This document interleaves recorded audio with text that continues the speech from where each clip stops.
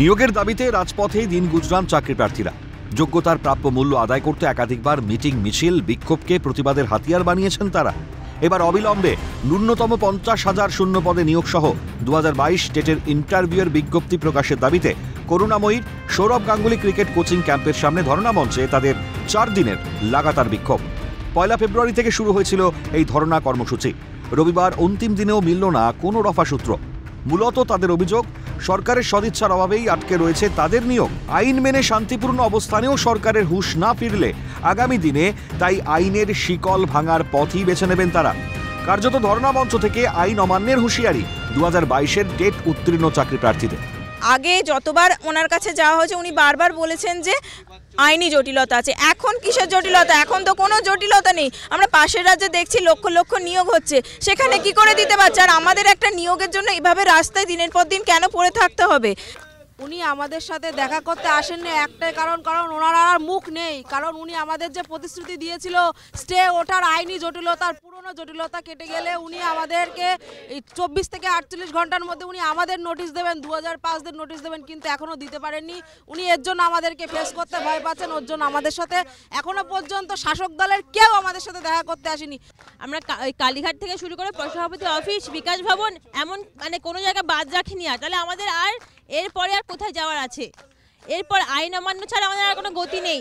2022-এর TET চাকরি প্রার্থীদের ধর্ণা মঞ্চের আজকে শেষ দিন, কিন্তু আইনত তারা ধর্ণা দিলেও একেবারে প্রাথমিক শিক্ষা পর্ষদের যে অফিস সেখানে তার কাছেই এই ধর্ণা মঞ্চ অবস্থিত, সেখানে কেউ সরকারের তরফ থেকে কোনো প্রতিনিধি দেখা করতে আসেননি।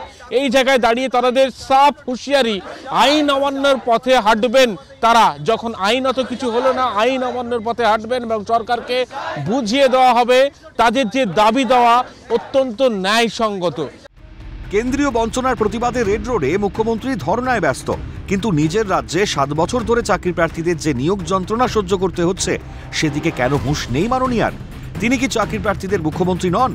তাদের নিয়োগ বঞ্চনা কি সত্যিই অর্থহীন? উত্তরের সন্ধানে ধর্ণা মঞ্চ থেকে কালীঘাটে গিয়ে মুখ্যমন্ত্রীর সঙ্গে দেখা করার সিদ্ধান্ত চাকরি প্রার্থীদের। উনি কেন্দ্রীয় বকেয়ার দাবিতে ধর্ণা করছেন। আমাদের 6 বছর ধরে ওনার কাছে আমাদের ন্যায্য অধিকারের পাওনা বকেয়া রয়েছে। 5 বছর পরীক্ষা হয়নি, পরীক্ষা হওয়ার পর 1 বছর কেটে গেছে। 6 বছরে এখনো একটা সুযোগ পাইনি। এই সুযোগটা দেওয়া হোক, 50,000 শূন্য পদে নিয়োগ করা হোক, এটাই আমাদের দাবি। বঞ্চিত কারা? আপনারা সবাই বলুন কারা বঞ্চিত? প্রকৃতপক্ষে বঞ্চিত কিন্তু আমরা।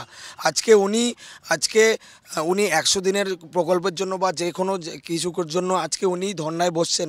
আমাদের জন্য কে ধর্নায় বসবে? আমাদের পাশে কিন্তু কেউ নেই।